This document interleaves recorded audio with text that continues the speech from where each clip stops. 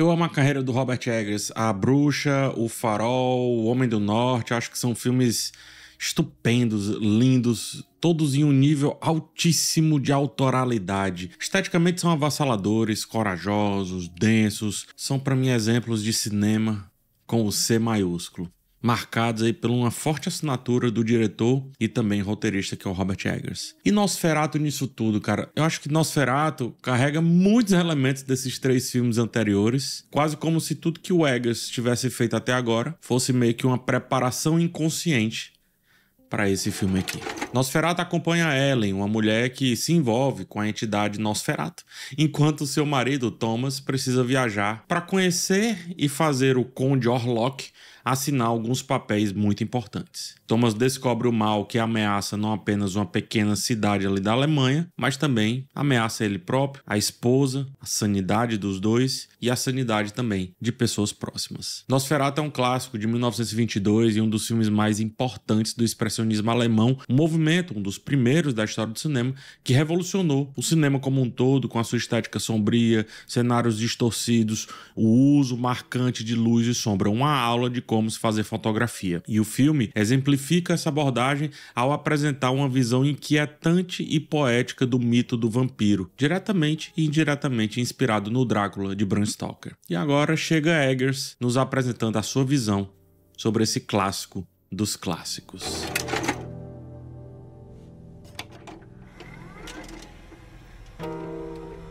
Como eu adiantei na abertura, Nosferatu resulta da soma das valências aí do Robert Eggers enquanto autor. Ele combina o terror mais linear e comercial de O Homem do Norte, a teatralidade, estranheza e liberdade estética de O Farol e a tensão claustrofóbica e repulsiva de A Bruxa. Não havia nome melhor para reviver 102 anos depois um dos filmes basilares da história do cinema. Nessa interpretação quase livre do filme original, Eggers faz um pacto com a fantasia soturna, afastando qualquer resquício de realismo, qualquer. A história é moldada dentro de uma proposta mágica de horror que amplifica a sensação de um mal que está à espreita. Ele não busca justificar a existência da criatura, não é isso. Ele busca fazer com que a gente a aceite. É diferente, tá? E para isso foca no impacto da presença do Nosferatu e nesse clima sombrio que envolve tudo a partir dele. É como se o filme nos trancasse em seu calabouço, nos transformassem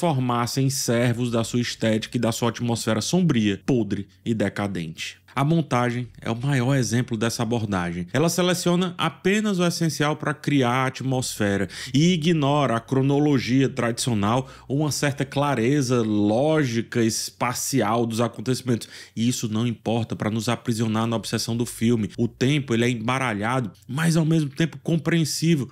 É como se a gente tivesse um sonho, de onde vamos lembrar apenas do que estava no foco ou no que dará a sensação, os sentimentos que a gente teve com aquele sonho. O sonho, inclusive, é trabalhado dentro da história e faz com que os personagens também se confundam, questionem a realidade, questionem a própria sanidade. E eu acho que esse sentimento é muito bem passado, é muito bem apresentado pra gente que tá aqui assistindo, porque à medida que o filme se torna mais... com esse clima mais onírico, ou nesse caso de pesadelo, né? A narrativa fica cada vez mais inquietante, asquerosa. O terror se intensifica, forçando-nos a nos ajoelhar e a nos render à proposta sombria e opressiva do diretor. Haverá repulsa a essa proposta. Tem que haver, tem que existir, tem que gerar em parte do público aquela vontade de desistir, como aconteceu em A Bruxa, como aconteceu em O Farol. Faz parte do nojo ao qual o filme se rende e no qual o filme também nos insere. Esse sentimento é fundamental. Em A Bruxa eu lembro de ver pessoas saindo da sala de cinema. Nesse eu também tenho que ver a mesma coisa quando eu for assistir, quando lançado para o grande público. Essa sensação eu acho imprescindível. Se não houver, o Robert Eggers errou alguma coisa. E eu tenho certeza que ele não errou.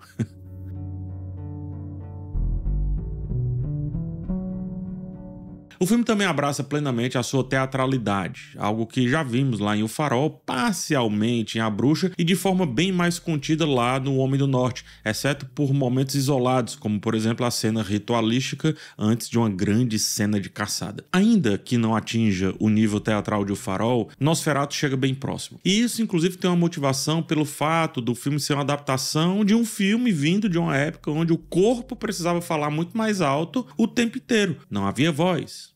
Tudo era o corpo.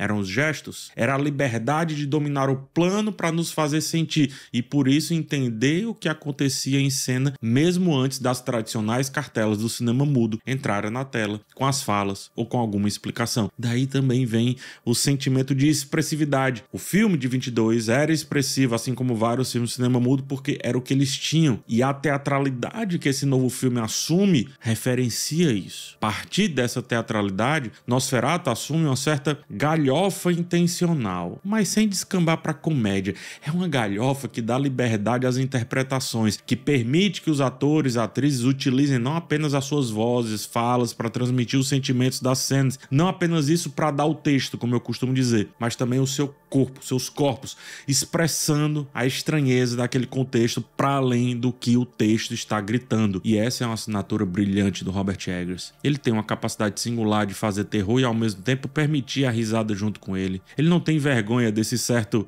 deboche que podem fazer e que ele mesmo faz, que ele mesmo assume em tela. Todos os seus filmes permitem uma certa risada debochada, a risada quando a criatura aparece ou é sugerida, no caso da bruxa, a risada causada por um cenário tão despudorado que gera incômodo.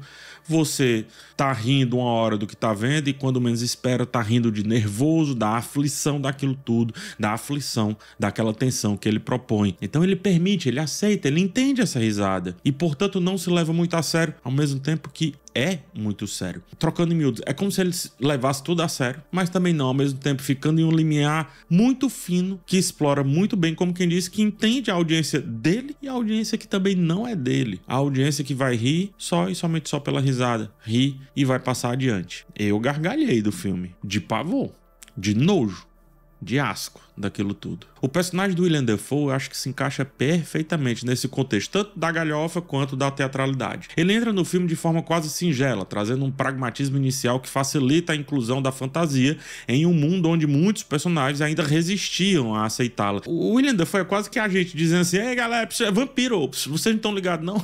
E à medida que a narrativa vai avançando, esse pragmatismo vai desaparecendo e dá lugar a essa eloquência teatral, visceral, tanto na voz quanto no corpo. Essa transformação acompanha e traz os outros personagens que, ao abraçarem o cenário fantástico, abandonam a rigidez de uma atuação realista para algo realmente expansivo, que domina a tela, que não tem vergonha de usar cada ponta do corpo para dominar essa tela. E aí vem toda essa expressividade do bizarro, toda essa expressividade do soturno que o Nosferatu tenta vender. Em cima disso, é interessante notar que o Conde Orlok, quando finalmente aparece, não é necessariamente a figura mais assustadora do filme, longe disso, eu diria. O que mais nos perturba é o resultado da sua presença. É como as pessoas veem aquele ser, é como as pessoas sentem, agem diante daquele ser. Como, por exemplo, um servo dele, né? Alguém que dedica a sua vida, o seu corpo a ele, devorando a cabeça de um pombo. Ou a Ellen, quando se envolve ali com um vampiro, numa pegada quase sexual. Isso sim, esse resultado ou esses resultados são muito mais assustadores do que a criatura em si. O terror está nos efeitos que ele causa, não na figura. Orlok é mais nojento do que qualquer outra coisa. E isso é exemplificado em uma das cenas, talvez a melhor cena do Nicholas Hoult, quando o seu personagem encontra o Conde pela primeira vez. A gente não vê o Conde, o Nicholas Hoult, né, o personagem dele tá vendo e a gente tá reagindo através dele. Ele não consegue fugir daquele local. A sua reação assustadora, desesperada, nos faz aceitar o quão medonho o Orlok pode ser antes que a gente o veja. A atuação da Lily Rose Depp também reflete essa liberdade. Em uma cena que ela entra em transe durante uma interação íntima com o marido, é como se finalmente aceitasse a proposta de terror e fantasia que rege todo o filme. A partir desse momento, ela parece livre para fazer o que quiser em cena e o filme cresce junto com ela. E ao mesmo tempo que não tem compromisso em organizar demais as sequências, a fotografia utiliza planos longos para permitir que a ação se desenrole como se a cena fosse um palco. E a Lily Rose Depp brilha nesse palco. É a jovem que precisa ser protegida, ao mesmo tempo que a mulher voraz pelo sexo, ao mesmo tempo que é também aquela que recebe em sua existência todo o terror e a nojeira desse filme. Portanto, quanto mais livre, mais a sua personagem consegue nos entregar o horror daquele cenário como um todo. Ela e suas reações são mais horrorosas do que o próprio Conde Orlok. Bem mais horrorosas. Isso do Robert Eggers, de combinar elementos de horror, a tensão de algo que está para aparecer, de saber construir o nojo e o asco com essa teatralidade linda e um certo deboche das convenções, é mais uma marca autoral muito corajosa e muito necessária que caiu como uma luva em Nosferatu. Como uma luva.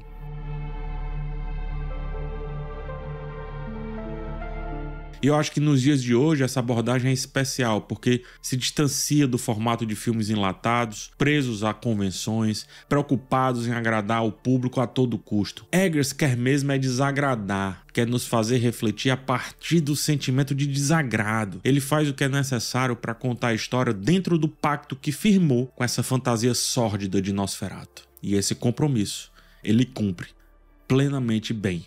Mais uma vez. É mais um fruto dessa mente criativa que precisa fluir cada vez mais no cinema, sendo acima de tudo uma antítese do que se espera da indústria comercial, e cada vez mais comercial, diga-se de passagem. Nosferatu, 102 anos depois, nas mãos de Robert Eggers, se fez necessário para provar um ponto. A gente precisa um pouco mais desse cinema expressivo, sem contratos com mané realismo.